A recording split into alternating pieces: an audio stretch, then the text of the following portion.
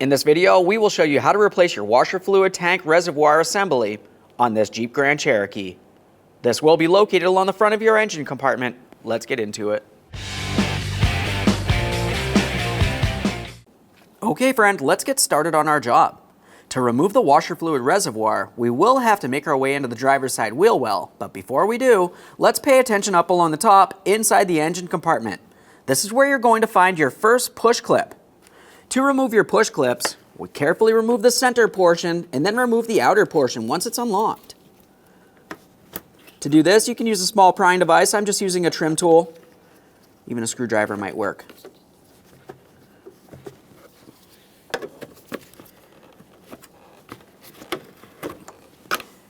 Once you've removed your push pins, a quick inspection, make sure they are still reusable. Now that we have that separated, we're going to start focusing on removing the upper portion of the air filter housing. We have to get this out of the way, so we'll be able to remove the washer fluid reservoir once we've removed the lower hardware. To remove this, you're going to find that it has a clamp holding this air inlet tube to the air filter housing. We can loosen the 8mm headed clamp. Now you don't want to over loosen it. We're not going to cause any damage here. We just want to be able to separate that. Moving along, we'll dislodge this hose from the box. A quick inspection, make sure it's soft and pliable, not torn, worn, or damaged. Continuing from here, we're going to have to remove two clips and roll this upper casing out of the way. The two clips are on the outer aspect out here. Slide that right off of there. As you remove this, you want to make sure none of the miscellaneous debris falls on the back side of your air filter. We'll set that aside. Now that I have that dislodged, you can see one of the clips right here and the other one's located right over on this side. You just go ahead and pop them right out of the way. Continue on to removing the air filter. If it looks like it's dirty and has to be replaced, go ahead and replace it. Now as you make your way along the back side here, you're going to find that you have a hose. This is held in place with a plastic clamp. You can use a small prying device for this. Feeling along the back here, I can feel that my air filter housing is actually broken, but typically this should be pressed in and you have to gently pry it out. Once you do, just a close inspection and we can hang this aside. Now we're going to start removing the lower aspect of the air filter housing. To be able to do that, first we need to dislodge the weather seal that makes its way across the air inlet right along the front here. For this, I'm just using a trim tool. You can use pretty much anything as a prying device, even a flathead screwdriver. Once you have that dislodged, we'll go ahead and pull that forward, and now we'll take hold of the air filter housing. We're going to have to give it a light tug up to break it free from its mounting points, holding it down in position.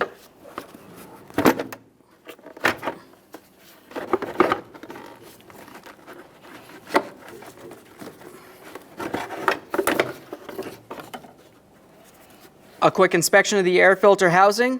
Let's continue on inside the driver's side wheel well. Now in this area, you're going to find a plastic twistable knob. We'll turn this into the unlocked position and pull it out of place. A quick inspection. Continue following that inward. There's a 10mm headed mounting bolt. Remove that.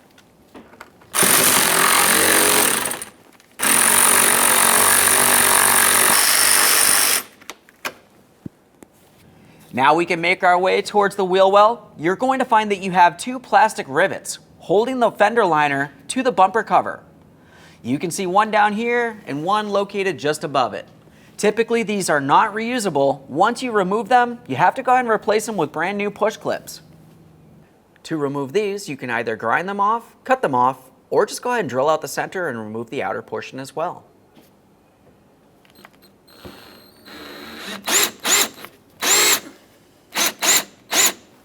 Just gonna hold the outer portion still.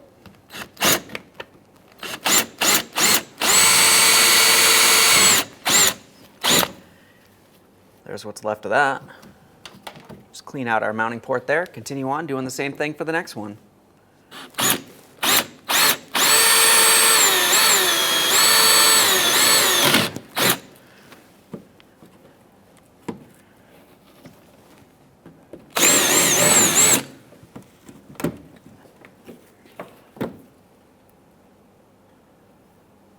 The next thing we have to do is remove the driver's side front wheel. To do this, you want to make sure you safely raise and support the left front of the vehicle so you can remove all 5 of your 22mm lug nuts and then the wheel.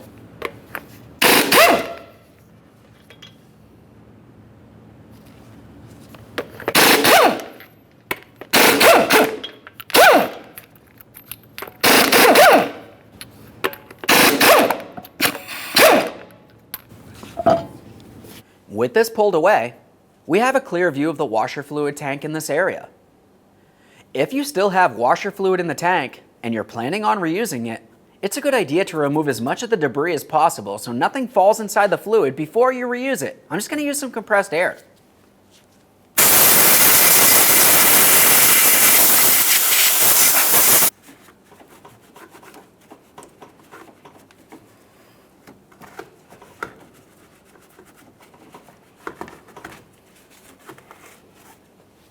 With this cleaned, we can continue on to removing our washer fluid line from along the rearward aspect of this washer fluid tank. We have a collection receptacle under here so we can either reuse or recycle the fluid as required. We can start removing this hose. If it feels like it's stuck on there, you could lightly pry it off. You just want to be very careful not to cause any damage. We will be reusing these hoses. We'll get this right into the bucket there. Tuck that up. At this point, it's going to take a minute for this to finish draining. Once it's finished draining, we'll continue on. Okay, we've waited for this to pretty much complete draining. We can make our way up to the upper pump here. We'll start dislodging this line. For this line, you're going to find that it has two locking tabs. There's one right here that you can see right next to my index finger. The other one's on the same location, just on the opposite side. We're going to squeeze those two areas together and remove this from the pump. Once you have it off of there, just a quick inspection of the line itself. You want to ensure it's still in good reusable condition. Assuming it is, we can set that aside.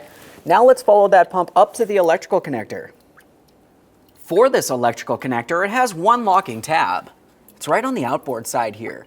You can go ahead and press that in and lift this up and out of place. If you have a hard time using your hand, you could also use a small screwdriver or even some pliers. Just be careful with that electrical connector. We are still reusing it.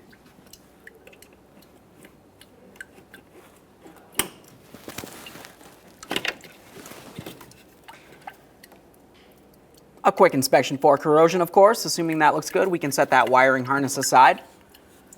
We want to pay attention to our two washer fluid hoses. One of them is a semi-solid plastic line, and the other one's more of like a rubber line. It's a good idea to remember exactly where each one of these lines goes. For me, I just like to mark them. I'm going to use a crayon for this. Helps me remember. I know that this one with the yellow mark is facing towards the rear of the vehicle for the installation process. Now that I've marked it, we can just go ahead and pull it right out of its mounting place. Quick inspection, of course. We'll set that aside. Now we can move along to disconnecting our washer fluid tank level sensor. For this electrical connector, it actually has a red locking tab that you have to carefully dislodge, and then you can squeeze in and disconnect this. It's on the front side. It's a little bit hard to see, so what I'll do is I'll just go ahead and pop it free using a small pocket screwdriver, and I'll show you once it's apart.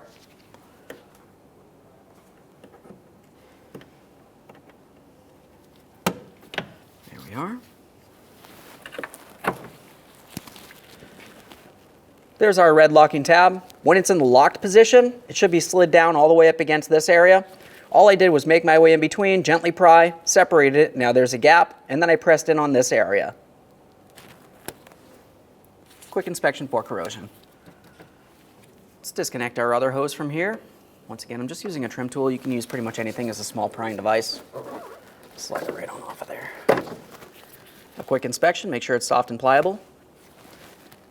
Let's dislodge this from the washer fluid tank making its way up. Just go ahead and pull it right out of place. Now let's make our way to this electrical connector attached to our washer fluid pump. For this, it has the little locking tab right here. You just want to go ahead and press that in. Once again, if you have a hard time, you can carefully make your way underneath this area with a small screwdriver.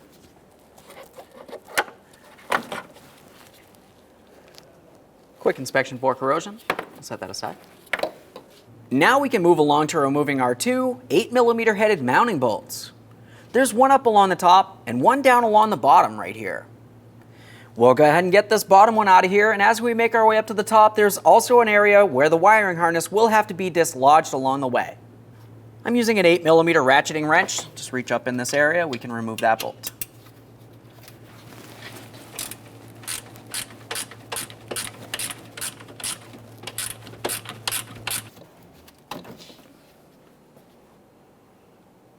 Now we can make our way upward. We're paying attention to that wiring harness as I mentioned. For this one, you can just carefully lift it up and out of position. It should dislodge. Now just rearward of that, you're going to find your last 8mm headed mounting bolt holding this in place. As we remove this, you want to make sure you're holding onto the washer fluid reservoir so it does not fall down and potentially hurt you.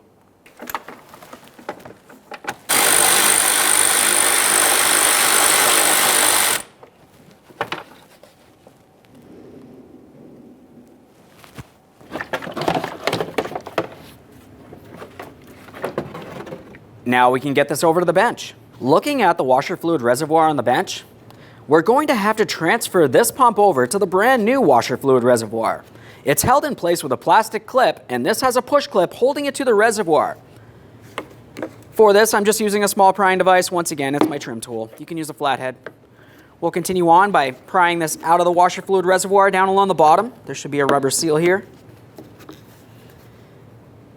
We'll give this a quick inspection. We will be reusing it. And there it is, friend.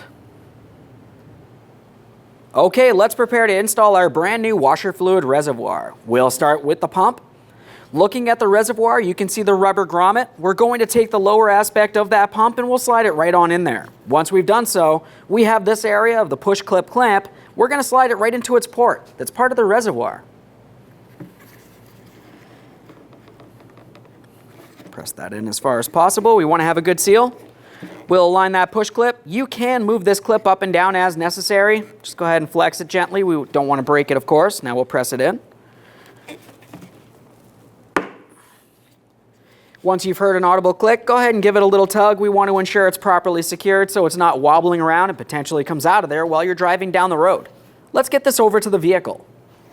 As we slide this into position, we're going to be taking the top of the tank and we'll be bringing it right up and in behind this area. It's going to be aligning with its mounting points. While doing this, we're paying attention to where the upper mounting bolt hole is right here. We'll get this aligned. Just go ahead and bring it up in there and twist it.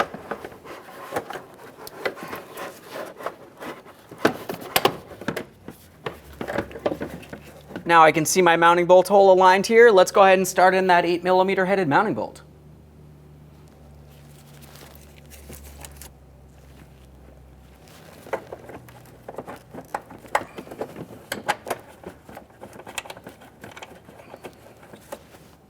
Now it's time for the lower mounting bolt. We'll have to align this as we continue on here.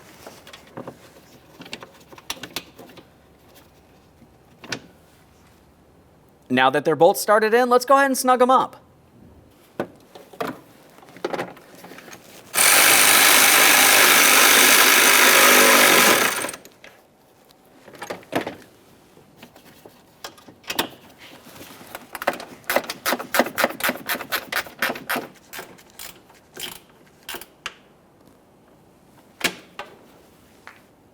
Now that we're sure that's properly secured in place, let's continue on up along the top. We're going to resecure that wiring harness into its mounting slot. Just go ahead and press it right down in there.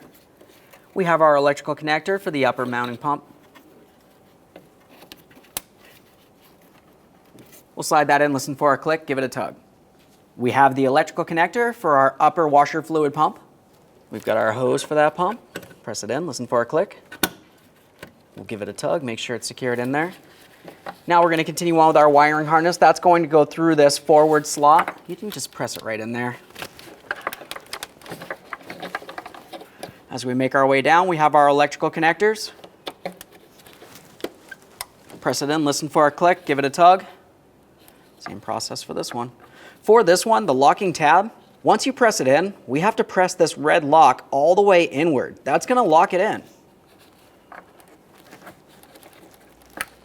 You can hear a click, a light tug, lock it down with that red locking tab. I'm just pressing it towards the tank. Now it's time for our two lower washer fluid pump hoses. We have the soft rubber hose. That's the forward slot here. It's going to make its way all the way down and go to the forward aspect of the lower washer fluid pump. The hard line is going to go to the rearward aspect here. We'll just take this and press it into the washer fluid tank. You know what to do. Just bring it right down that groove. We'll bring it in and behind this wiring harness. Press it in.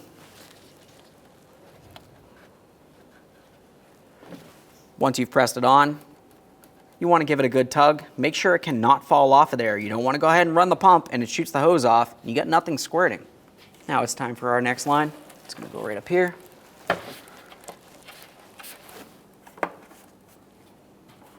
Press it in down along the bottom.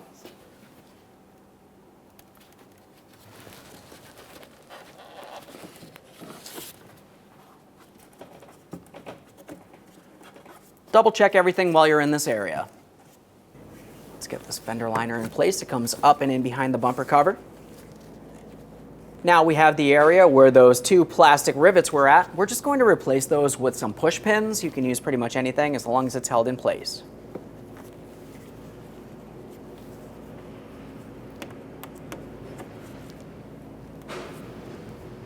Now we'll make our way down along here. We have our plastic clip.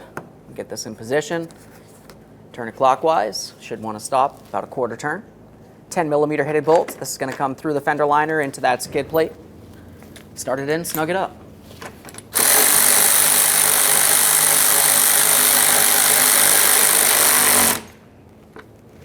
Now we can reinstall our wheel.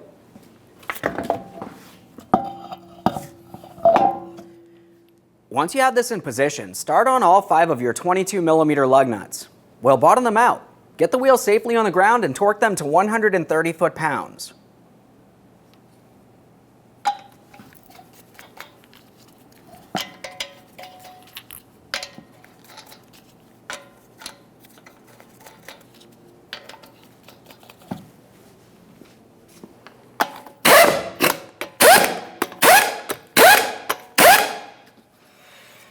The wheels back on the ground, we'll be torquing these in a crisscross manner.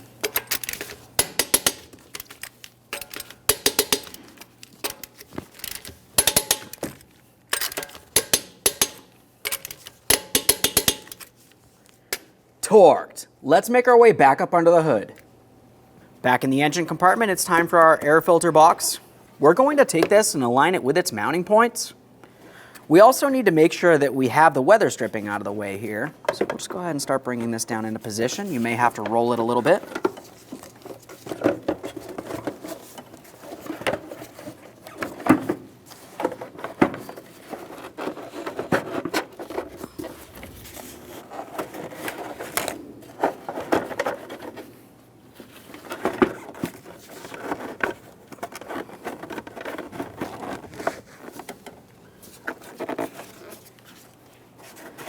Let's get this lined up over here.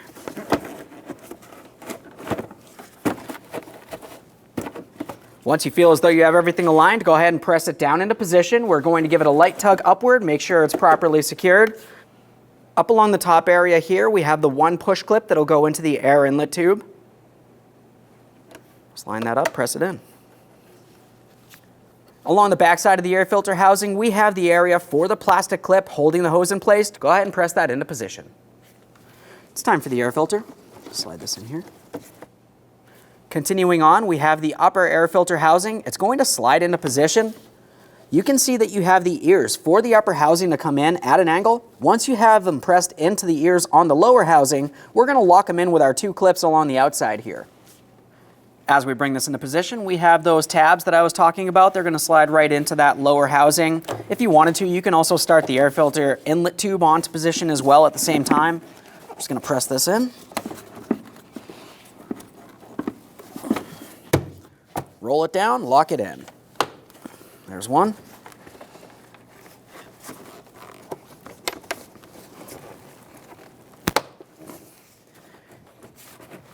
Double check, make sure that's completely secured. Let's continue on to our breather hose. We're going to press this right onto the side of that air filter housing. Bottom it out, give it a tug, make sure it's secured. If it wants to fall off of there, just use a wire tie or something to hold it on tightly. We'll continue on with installing this air inlet tube. Once again, bottoming it out. And this time we're going to tighten the 8mm headed clamp.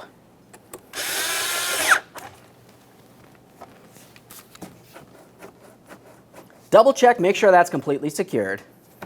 Now let's focus on that reservoir again. We have the upper area for our push clip. Make sure your push clip's in the unlock position so the center is pulled out. Once we have it in position, drive in the center to lock it down. Maneuver this around as needed. Once it presses in, we can lock it down.